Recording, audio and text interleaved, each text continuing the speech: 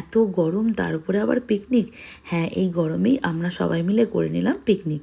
মানে বাড়িতে সবাই একসাথে জড়ো হয়েছিলাম, একসাথে খাওয়া দাওয়া আর কি, ছোটোখাটো পিকনিক। দেখাবো তোমাদের মেনুতে কী ছিল। তার আগে চলো জায়গাটা দেখাই যেখানে পিকনিক হচ্ছিল।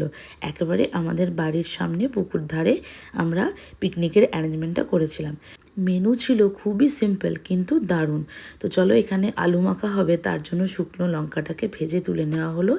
এরপর সর্ষের তেলের মধ্যে গোটা জিরে আর পেঁয়াজটা দিয়ে ভাজা হচ্ছিল। রান্না আমরা সবাই মিলেই করছিলাম, আমি আর আমার দিদি ভাইরা মিলে। তো এখানে লঙ্কা ভাজা হয়ে গেছে, সেটাকে এবারে নুন দিয়ে চটকে নেওয়া হবে।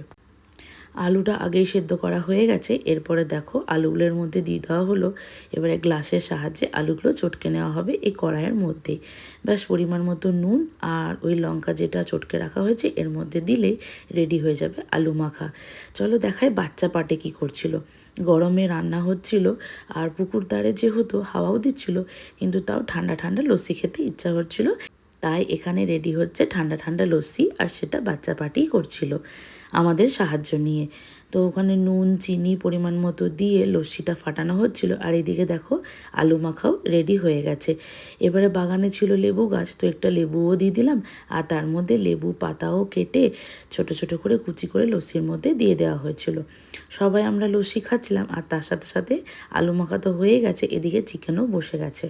হ্যাঁ, মেনুতে ছিল ভাত, আর তার সাথে পাতলা করে একেবারে চিকেনের ঝোল, আর ঝাল ঝাল করে আলু মাখা। তো দেখো এখানে ঝোলও ফুটে গেছে। রেসিপি আর শেয়ার করলাম না, যেহেতু একই রকমই মাংসের ঝোলই হয়েছিল, অন্য কোনো রেসিপি আমরা করিনি। তো দেখো প্রথমে এখানে বাচ্চারা খেতে বসে গেছিলো, তারপরে একে একে আমরাও খেতে বসে গিয়েছিলাম। চলো তোমাদেরকে ফাইনাল মেনুটা দেখিয়ে দিই, আমার পাতটাই দেখিয়ে দিই। তো এখানে কাঁচা পেঁয়াজ কাঁচা লঙ্কা নিয়ে নিয়েছি, আর মাংসের পাতলা ঝোল, আর তার সাথে আলু মাখা, একেবারে সেই স্বাদ।